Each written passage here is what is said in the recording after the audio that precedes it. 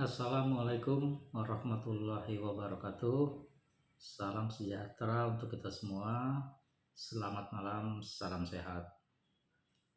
Berjumpa kembali kita pada malam hari ini. Setelah cukup lama saya tidak ngoceh malam.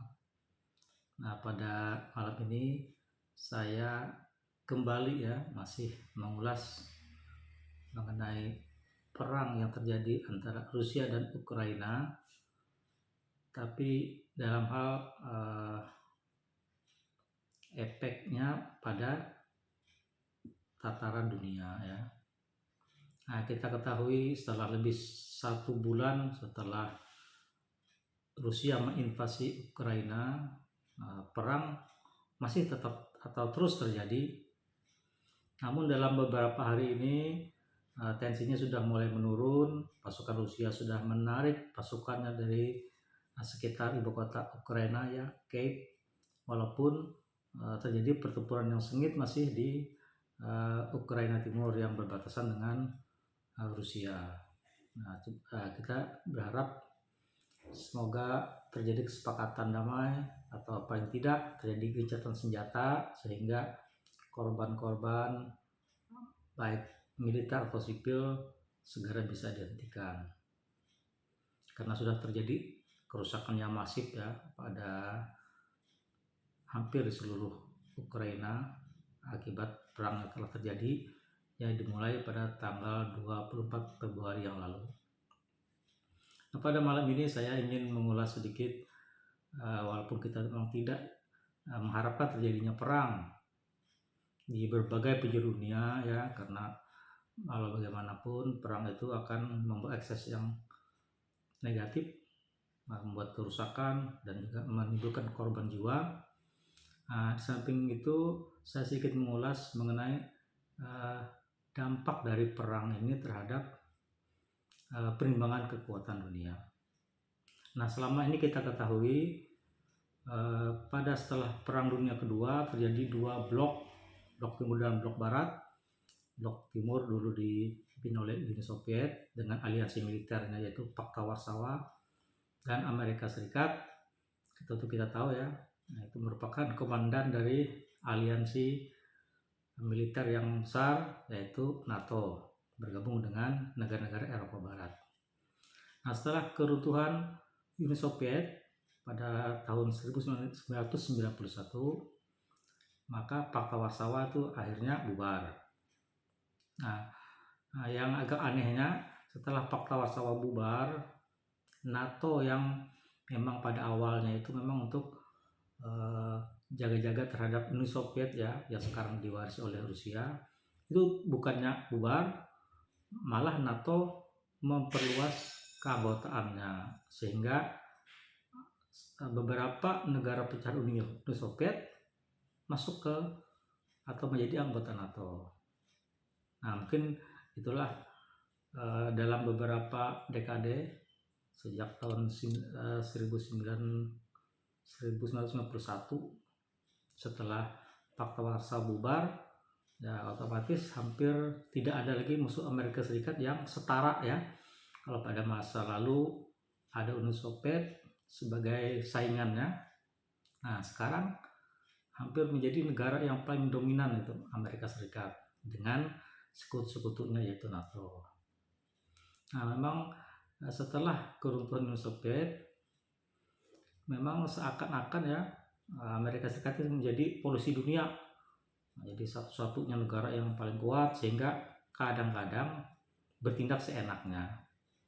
Nah, beberapa peristiwa misalnya penyerangan terhadap Irak dengan alasan ada rencana pembuatan senjata pemusnah massal oleh rejim Saddam Hussein.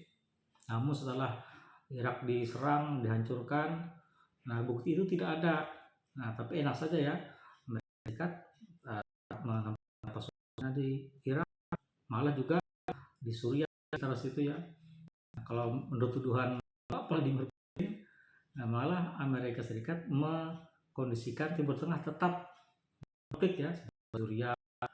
Nah, memang tidak agak susah dibantah ya penyebab kericuhan di Timur Tengah, misalnya ISIS, itu mungkin dicurigai juga ada keterlibatan CIA dan juga dari Mossad Israel.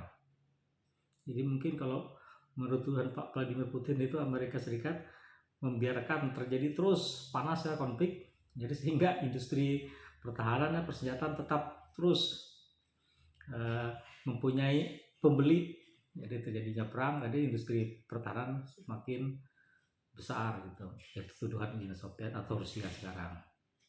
Lalu penyerbuan Afghanistan ya, itu juga karena alasan teror, walaupun sebenarnya rezim saat itu pemerintah yang dikuasai Taliban tidak terlibat langsung. Amerika menunjuk Al-Qaeda ini sebenarnya dulu juga adalah binaan Amerika Serikat pada awalnya.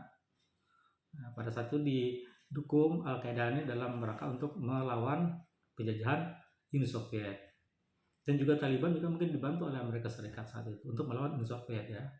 Jadi situ perang proksi, jadi tidak secara langsung Amerika terjun, tapi dia membiayai atau membantu negara yang sedang dijajah oleh Uni Soviet pada saat itu. Nah, sama seperti sekarang pada Ukraina, walaupun NATO tidak terjun langsung ikut berperang, cuma mereka memasok persenjataan, teknologi pertahanan kepada Ukraina, sehingga diharapkan mampu untuk paling tidak menahan ya serbuan atau serangan dari Rusia. Nah, jadi memang setelah keruntuhan Uni Soviet, Amerika ini menjadi jago sendiri. Nah, jadi tidak ada yang berani ya. Nah, untunglah Rusia kekuatan militernya, apalagi yang pada ranking terbaru tetap sebagai negara dengan kekuatan militer yang kedua, jadi tetap disegani oleh negara-negara lain. Nah, karena itu mungkin Amerika Serikat masih tetap khawatir kalau Rusia bisa menyaingi dominasinya di seluruh dunia. Nah, karena itu NATO tetap mengembangkan keanggotaannya, termasuk kepada Rusia, kepada Ukraina ya. Dan setelah terjadinya invasi ini, malah Swedia dan juga Finlandia yang awalnya netral, tidak ikut NATO, juga ada keinginan untuk masuk ke NATO, karena memang mereka takut kepada Rusia ya, bukan takut ya, khawatir kalau Rusia melakukan invasi kepada negara tetangganya, karena Finlandia juga bertetangga dengan Uni Soviet. Walaupun Uni Soviet sudah mengancam juga kalau ingin gabung dengan NATO berarti dianggapnya musuh. Nah, kemungkinan nasibnya sama seperti Ukraina. Nah, karena itu yang sangat dihindari oleh Uni Soviet itu adalah tetangga-tetangganya itu tidak netral ya, artinya dia tidak mengajak ikut kelompok dia. Sekarang ada ya aliansi militer yang tidak terlalu besar, yaitu CSTO antara Rusia dan beberapa negara bekas Uni Soviet. Cuma tidak bisa dibandingkan dengan NATO yang mempunyai anggota yang besar dan negara-negara yang maju. Tapi Rusia tentu tidak akan merasa aman kalau negara tetangganya itu adalah anggota-anggota NATO. Nah, karena itu sebenarnya itu ada baiknya ya, itu kalau dari sudut pandang negara-negara lain. Kita bukannya mendukung Rusia atau mendukung Amerika. Kalau kita lihat ke belakang, waktu zaman Perang Dunia Kedua, saat itu Amerika yang sudah mempunyai senjata pemusnah massal, yaitu bom atom ya, atau bom nuklir saat itu. Karena perang dengan Jepang berlarut-larut, akhirnya dijatuhkanlah bom atom di Hiroshima dan Nagasaki. Nah, karena Jepang satu tidak punya senjata yang sepadan, akhirnya mereka menyerah. Nah, sebenarnya kalau nanti Amerika ini tetap sebagai negara paling kuat di dunia dan tidak ada yang menyainginya, tidak menutup kemungkinan, misalnya terutama ya kayak Indonesia atau negara lain atau kayak Irak kemarin ya. Irak itu kalau memang tidak bisa kalah, bisa-bisa dibom menggunakan senjata nuklir oleh Amerika. Tidak menutup kemungkinan. Nah, tapi memang Amerika hati-hati juga ya, karena sudah ada perjanjian negara senjata nuklir itu tidak bisa digunakan sembarangan, kecuali membahayakan negaranya gitu ya. Waktu pada zaman perang Teluk, begitu juga di Afghanistan, mereka tidak menggunakan senjata nuklir. Nah sebenarnya itu juga karena mereka khawatir kalau Rusia nanti ikut membela. Nah, walau bagaimanapun Amerika atau Rusia sekalipun tidak berani yang memulai untuk mengadakan atau melakukan serangan nuklir kecuali kepepet. Nah, seperti saat pertama Rusia menyerang Ukraina, mereka sudah mewanti-wanti ya bahwa mereka akan siap berperang nuklir apabila ada negara NATO yang secara langsung ikut terjun melawan Rusia. Nah, ini tentu membuat Amerika dan sekutu NATO tidak berani terjun langsung. Karena negara manapun pasti akan menghindarkan sampai terjadi perang frontal yang nanti bisa melibatkan senjata nuklir. Nah, pada saat ini menurut perhitungan para analis militer ya, terutama menurut pengakuan Rusia ini lebih mumpuni dalam hal persenjataan nuklir dari segi jumlah hulu ledak dan juga peluru kendali atau roket untuk pengantar dari hulu ledak tuh memang diakui Rusia lebih canggih untuk saat ini, karena dalam pembuatan senjata roket terbaru yaitu hypersonic, Rusia lebih dulu dibandingkan Amerika Serikat. Nah ini tentu saja juga mengkhawatirkan bagi Amerika dan negara-negara sekutu NATO, karena Rusia hulu ledaknya sudah difasilitasi dengan roket yang mempunyai kecepatan hypersonic.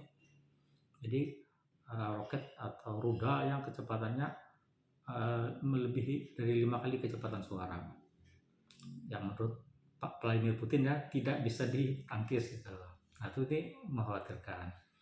Tapi Rusia pun tentu tidak berani secara langsung menantang negara-negara NATO, karena negara-negara NATO itu beberapa negara ada juga memiliki senjata nuklir seperti Amerika Serikat, Inggris dan juga Perancis. Sedangkan Rusia dia sendiri saja ya, nanti kalau dikeroyok kan akan mungkin menghancurkan Rusia juga. Nah, tapi memang kalau suatu negara terlalu kuat sendiri di dunia ini ya, seperti beberapa dekade yang lalu, akhirnya Amerika itu bisa bertindak seenaknya. Tidak cuma Amerika Serikat ya, seandainya Rusia atau Uni Soviet dulu yang kuat sendiri juga bisa berbahaya ya. Kalau misalnya tidak ada Amerika Serikat dan NATO, kemungkinan dia menyerang Ukraina ini kalau masih juga belum kalah-kalah bisa digunakannya juga senjata nuklir, sama yang pernah dilakukan oleh Amerika Serikat pada Jepang. Nah jadi memang kalau dari narasi-narasinya Pak Vladimir Putin ingin membuat tatanan perimbangan kekuatan baru, tidak cuma Amerika Serikat yang menjadi penguasa dunia saat ini. Nah, dengan kekuatan senjata nuklirnya, Amerika atau sekutu NATO tidak berani juga sembarangan dengan Rusia. Nah, karena itu juga mungkin Rusia menunjukkan kepada negara tetangganya, walaupun dibantu oleh sekutu atau oleh negara-negara NATO, tidak berani juga negara NATO itu terjun langsung melawan Rusia, kecuali sudah menjadi anggota NATO ya, seperti beberapa negara pecahan Uni Soviet seperti Latvia, Estonia, dan Lithuania. Sedangkan Ukraina ini belum resmi sebagai anggota NATO, cuma ingin menjadi anggota. Nah, karena itu Rusia juga memperingatkan negara-negara lain, tetangga-tetangganya yang ingin masuk menjadi anggota NATO sudah diperingatkan akan mengalami nasib seperti Ukraina. Memang dari perang yang terjadi beberapa waktu ini, Rusia mungkin ingin menunjukkan bahwa mereka tidak ingin menguasai Ukraina, dan juga mereka perang juga selain menembak juga membawa bantuan makanan untuk masyarakat ya, artinya mengambil bahasanya mungkin pencitraan lah, artinya mereka perang tidak sembarangan, tidak menyasar masyarakat sipil, walaupun kenyataannya banyak juga warga sipil yang meninggal, bangunan-bangunan sipil yang juga diserang, walaupun masih kontroversi ya, apakah itu benar-benar diserang Rusia atau bisa juga itu dihancurkan oleh pasukan Ukraina sendiri. Yaitu masing-masing mereka membuat berita informasi yang belum tentu juga betul untuk menyerang lawan atau musuhnya. Nah, jadi kalau kita bisa ambil petik dari kejadian ini ya, semoga bukan kita mendukung Rusia ya, Rusia ini juga kuat, Amerika ya bagus juga ya, tetap kuat, tapi tidak ada satu yang dominan. Kalau satu yang dominan, negara lain tidak ada yang berani, seperti misalnya Indonesia ya, kalau nanti macam-macam dengan Amerika, kalau Amerika marah, ya memang sekarang baik ya, mungkin nanti ada sengketa, sama seperti dengan Cina. Nah, Cina pun nanti kita susah melawan Cina itu kalau dia marah sama Indonesia, karena dia juga punya senjata nuklir, sedangkan Indonesia tidak. Nah, ya ada bagusnya juga, ada Amerika Serikat, ada Rusia, ada Cina. Kalau ada beberapa negara yang kuat, jadi tidak sembarangan dengan negara-negara yang lain, karena ada yang backingnya, ada temannya ya. Ke Indonesia mungkin nggak bisa juga sembarangan, karena Indonesia kan berteman dengan banyak negara. Jadi semoga tidak lagi ada negara yang adik kuasa sendiri. Nah, kalau bisa negara superpower itu bisa 2 atau 3 negara superpower ya, negara yang kuat secara militer, secara ekonomi, sehingga tidak ada yang sembarangan. Makanya kalau ada satu saja yang kuat, yang lain tidak punya persenjataan yang canggih, nah, seperti akibatnya ya kayak Jepang kemarin ya, dibom tidak bisa apa-apa kan, dan tidak ada juga yang ya walaupun ada yang demo, nggak ada juga yang menyalahkan Amerika kayak menyerang ke Irak. Walaupun menyalahkan juga ya tetap aja mereka melakukan tindakan sesuai keinginannya ya. Nah, juga PBB juga tidak bisa berdaya. Nah, kita ingat ya, setelah Perang Dunia Pertama itu dibentuklah Liga Bangsa-Bangsa namanya, itu untuk mengantisipasi jangan sampai terjadi Perang Dunia Kedua. Nah, ternyata Perang Dunia Kedua akhirnya terjadi juga, tidak berdaya juga Liga Bangsa-Bangsa. Setelah itu dibentuklah PBB yang berpusat di Amerika Serikat di New York. Nah, ini juga tidak berdaya ya. Kalau sudah melawan negara superpower seperti Rusia, PBB juga tidak berdaya untuk melarang atau menekan. Tetap aja Rusia kalau dia mau serangnya. Inilah kadang-kadang kalau negara itu terlalu kuat, kalau merasa yang lain itu lemah, dia bisa akhirnya yang kuat yang menang ya, tidak ada lagi yang rasa saling menghargai antara negara-negara. Ya, kita prihatin dengan keadaan Ukraina sekarang. Cuma memang perang Ukraina dan Rusia ini punya latar belakang yang banyak ya, bukan cuma satu saja. Bukan karena ketakutan Rusia terhadap intervensi NATO, lalu banyak hal yang mungkin mengakibatkan akhirnya terjadi perang. Mungkin juga karena Rusia yang ngotot juga ingin merebut Crimea dan juga daerah-daerah yang ingin lepas ya, seperti daerah Donetsk dan Luhansk. Jadi mungkin banyak faktor yang menyebabkan terjadinya perang yang menurut Pak Vladimir Putin itu tidak bisa dihindarkan ya, kan untuk keamanan negara mereka. Nah, tapi memang intinya siapapun yang paling kuat di dunia ini memang tidak baik kalau hanya satu negara. Ya, kalau misalnya Amerika kuat, silakan Rusia juga kuat, misalnya nanti. Nah, semoga nanti malah lebih aman dunia ini ya, tidak terlalu sembarangan lah. Kalau cuma satu yang kuat, nanti dia bisa seenaknya. Nah, mungkin itu yang bisa saya ulas untuk saat ini. Nanti silakan teman-teman kasih komentar di kolom komentar ya. Nah, yang penting kita berusaha tetap damai. Indonesia walaupun juga lagi gonjang-ganjing, semoga juga tidak sampai terjadi hal yang tidak diinginkan. Semoga semakin bersatu ya, walaupun Indonesia ini juga sering terjadi kegaduhan dan juga perpecahan di masyarakat. Semoga nanti semakin bersatu dan juga kita tidak ikut terlibat dalam kejadian atau perang-perang di negara-negara lain. Nah, seperti saat ini Indonesia sebagai presidensi G20 dipaksa Amerika untuk mengeluarkan Rusia ya. Untunglah pemerintah Indonesia tidak mau ditekan, jadi tetap akan mengundang Rusia. Ya, sebenarnya seperti itu ya, karena negara kita memang punya prinsip bebas dan aktif politik luar negerinya ya. Jadi berteman dengan semua negara dan juga aktif yang aktif untuk ikut menjaga perdamaian dunia seperti yang ada di konstitusi kita. Mungkin demikian yang saya sampaikan. Semoga konflik-konflik yang terjadi di segala penjuru dunia cepat berhenti dan tidak ada lagi kejadian yang bisa menghancurkan kemanusiaan dan juga bangunan-bangunan. Demikian yang bisa saya ulas, silahkan nanti dikomentari. Terima kasih atas perhatian sahabat semua. Wassalamualaikum warahmatullahi wabarakatuh. Selamat malam.